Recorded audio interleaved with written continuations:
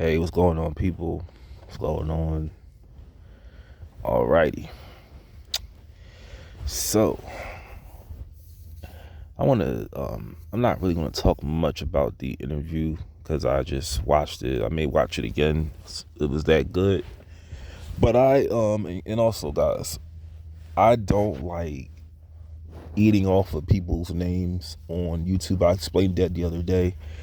So, two people, Riza Islam, Ronnie Islam, and Jesse Lee Peterson. I don't put names in the title. But this is an interview that I watched on Jesse's Fallen State channel. And this is probably maybe the second or third time where his trolling didn't work on a guest. I feel partially David Packman destroyed Jesse, at least on his show. Now, there were things Jesse was saying that made a lot of sense, and there were things that David said that made a lot of sense. But and I want to just say this right now. I'm in no way like an intellectual. I'm in no way a scholar. I told you guys, I finally gained the ability to read again without getting tired. So I'm trying to build my intellect back up. But even when I get where I once was, I will never call myself intellectual because, like I said, I don't know everything. I will never feel confident saying that I know everything. I feel, and I epitomize this, I feel intelligence can be gained and lost. And, it's a property that we have temporarily because when we get old, we're going to forget things. We're going to lose our memories. We're going to lose our minds. And after watching this interview, like I said, this exposes what I've been saying about a lot of his fans. Now I'm looking at the comments, and they're looks like they're siding with Rodney on this, but you still would have people who would just make comments like, why doesn't he like white people? Why is he like, it was one comment that had nothing to do with the interview. They were like, this dude was a Scientologist before he was a Muslim, and now he's a social media undercover or something.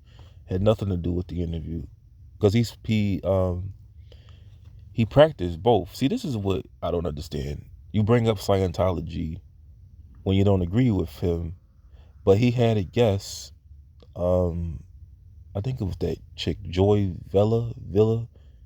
She practices Scientology and Christianity, and Jesse didn't call her out on that. He didn't. Funny, he didn't bring up Scientology. That was one of the questions he didn't answer. He didn't ask because I believe he practices both.